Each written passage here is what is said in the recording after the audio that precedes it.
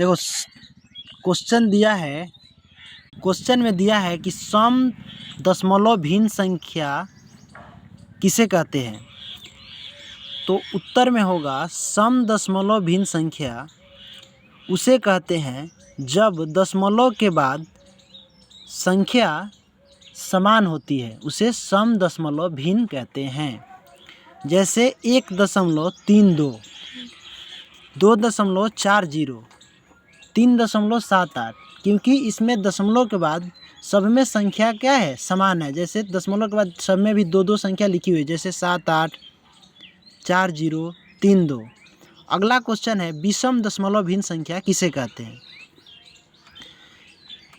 दशमलव के बाद अंकों की संख्याएं समान नहीं है, इस प्रकार बने दशमलव भिन्नों को विषम दशमलव भिन्न कहते हैं। जैसे उदाहरण 2.1, 3.02, 1.345। यानी कहने का मतलब ये है कि दशमलव के बाद कहीं एक संख्या है, कहीं दो संख्या है, कहीं तीन संख्या है, तो इसे क्या कहेंगे, विषम दशमलव भिन्न संख्या कहेंगे।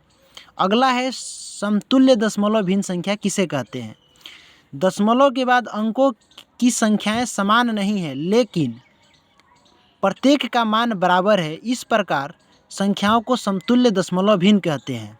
जैसे 1.8, 1.80, 1.800। यानी देखो इसमें जो संख्या है सब क्या है, एक दूसरे के मान के बराबर में है। जैसे 1.8 कहें, चाहे 1.80 कहें, चाहे 1.800 कहें, इसमें 1.8, 1.8 सब में आ रहा है, तो ये क्या है, समतुल्य दशमलव भिन्न है। अब चलो हम क्वेश्चन को बनाते हैं। देखो यहाँ पे लिखा है निम्नलिखित जोड़े में सम, विषम और समतुल्य दशमलव भिन्न को चुनें। तो देखो यहाँ पे क नंबर में क्या है, 4.8, यहाँ है 5.08। तो देखो यहाँ पे दशमलव के बाद एक संख्या है, यहाँ दशमलव के बाद दो संख्या है, यानी तो ये कैसा भिन्न बनेगा, विषम दशमलव भिन्न बनेगा। कैसा भिन्न बनेगा, विषम दशमलव भिन्न।